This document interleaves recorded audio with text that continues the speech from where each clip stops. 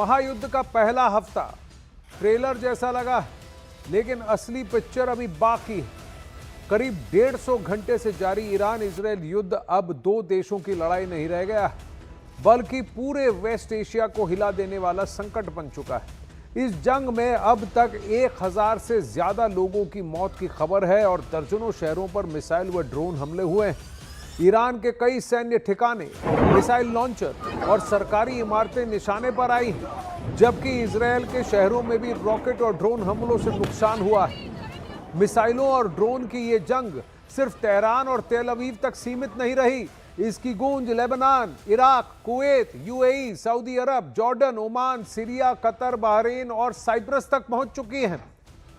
कई देशों ने अपना एयर स्पेस बंद कर दिया है। कुछ जगह अमेरिकी दूतावास और सैन्य ठिकाने निशाने पर हैं, तो कई तेल रिफाइनरी और शिपिंग रूट प्रभावित हुए हैं। यानी 150 घंटे में यह संघर्ष पूरे इलाके की सुरक्षा और अर्थव्यवस्था को झकझोर चुका है।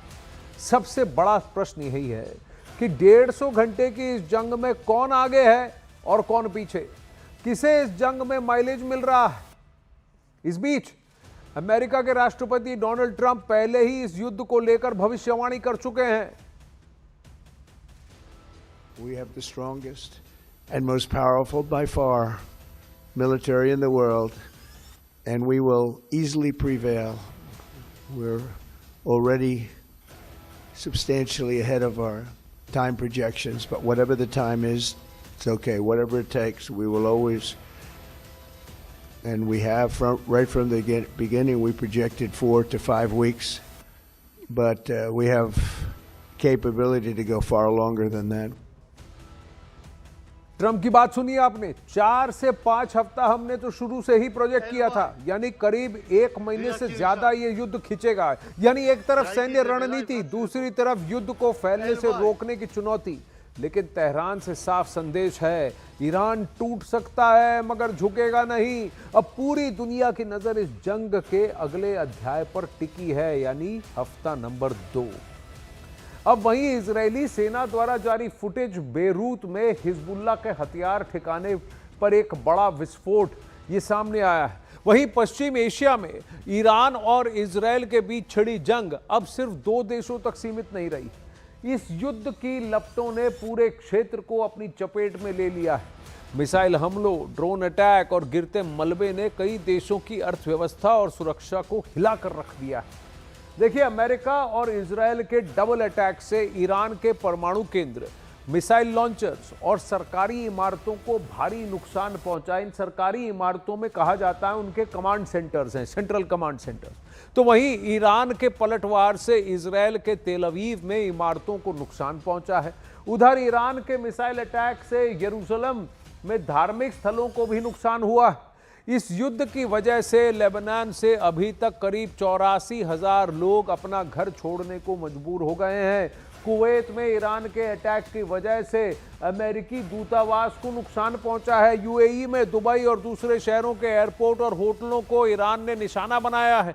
सऊदी अरब के रियाद में रास तनूरा तेल रिफाइनरी पर अटैक से भारी तबाही हुई है। जंग की वजह से मिस्र के सुएज नहर से होने वाला व्यापार ठप हो गया है।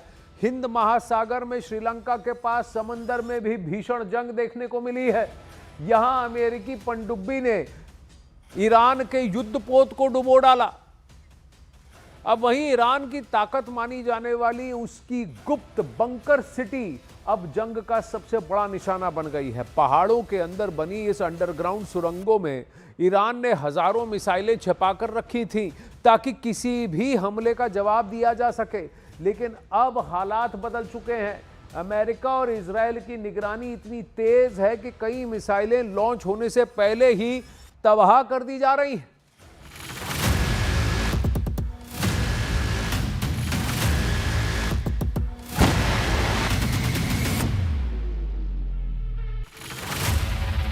अमेरिका इजरायल के निशाने पर ईरान का बंकर सिटी, ईरान के सबसे खुफिया मिसाइल कारखाने पर दुश्मन की नजर। लॉन्च से पहले टारगेट ही, अब कौन सी चाल चलेंगे ईरान के शेर।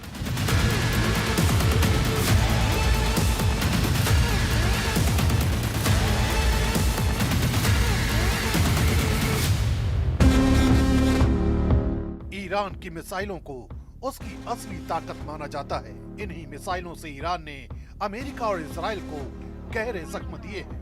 यही वजह है कि अब महायुद्ध के इस भयानक पड़ाव पर अमेरिका और इजराइल ने अपनी रणनीति को बदल लिया है। अब ईरान के उस बंकर सिटी को टारगेट किया जा रहा है जिसे ईरान की रियल पावर माना जाता है। ईरान की बंकर सिटी दरअसल पहाड़ों के अंदर बने विशाल सुरंग नेटवर्क हैं, जिन्हें ईरान ने पिछले 2 दशकों में तैयार किया है। इन सुरंगों में बैलिस्टिक मिसाइलें, लॉन्चर और ईंधन तक सुरक्षित रखा जाता है। कई बंकर इतने गहरे हैं कि सामान्य बमों से उन्हें नष्ट करना मुश्किल माना जाता है।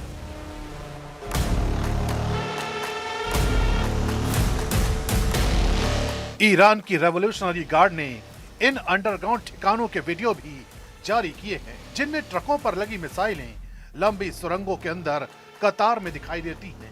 रणनीति साफ है, अगर दुश्मन हवाई हमला करे तो मिसाइलें सुरक्षित रहें और अचानक बाहर निकलकर जवाबी हमला किया जाए। लेकिन अब यही सुरंगें लगातार निगरानी में हैं। I'm once again calling on all members of the Iranian Revolutionary Guard, the military and the police to lay down their arms. They're only going to be killed. And now is the time to stand up for the Iranian people and help take back your country.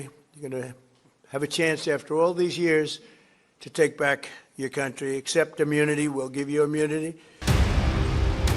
America और Israel ने इन bunker cities को खोजने के लिए hi tech निगरानी तंत्र तैनात किया है। सैटेलाइट, ड्रोन और निगरानी विमान लगातार उन इलाकों पर नजर रखते हैं जहां से मिसाइल लॉन्च हो सकती है। जैसे ही किसी सुरंग का दरवाजा खुलता है या लॉन्चर बाहर आता है, तुरंत टारगेट बना लिया जाता है। माना जाता है कि यह रणनीति लॉन्च डिटेक्शन स्ट्राइक मॉडल पर काम कर रही है, यानी मिसाइल की उड़ान भरने का इंतजार नहीं किया जाता, बल्कि लॉन्च की तैयारी के दौरान ही हमला कर दिया जाता है। इससे वहां से कई मिसाइल हवा में जाने से पहले ही तबाह हो जाते हैं।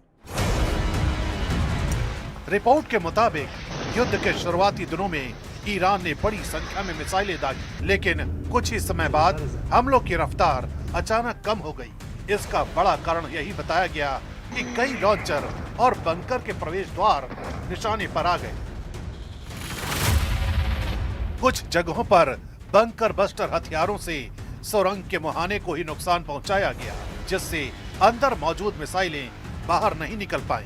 यानी हथियार मौजूद होने के बावजूद उनका इस्तेमाल मुश्किल हो गया। सैन्य विशेषज्ञों का मानना है कि मिसाइलों की संख्या से ज्यादा महत्वपूर्ण लॉन्च प्लेटफॉर्म होते हैं और वही लगातार निशाने पर हैं। ईरान ने अपनी मिसाइल सिटीज को इसलिए बनाया था ताकि दुश्मन के लिए उन्हें ढूंढना लगभग असंभव हो। ये सुरंगें अक्सर पहाड़ी इलाकों में कई किलोमीटर लंबी होती हैं और इनमें कई निकास द्वार होते हैं, लेकिन आधुनिक निगरानी तकनीक ने इस रणनीति को चुनौती दी है। ईरान के पास अब भी बड़ी संख्या में बैलिस्टिक मिसाइलें मौजूद होने का दावा किया जा रहा है, लेकिन असली चुनौती उन्हें सुरक्षित तरीके से लॉन्च करना है। जब हर संभावित लॉन्च साइट पर निगरानी हो और सुरंगों के मुहाने तक निशाने पर हो, तो रणनीति बदलनी पड़ती है। यही वजह है कि बंकर सिटी की कहानी अब सिर्फ ताकत की नहीं बल्कि चुनौती की भी बन गई है। जो अंडरग्राउंड ठिकाने कभी ईरान की सबसे सुरक्षित ढाल माने जाते थे, अब वही अमेरिका और इजराइल के लिए प्राइम टारगेट बन चुके हैं और यही इस जंग का सबसे बड़ा मोड़ साबित हो सकता है।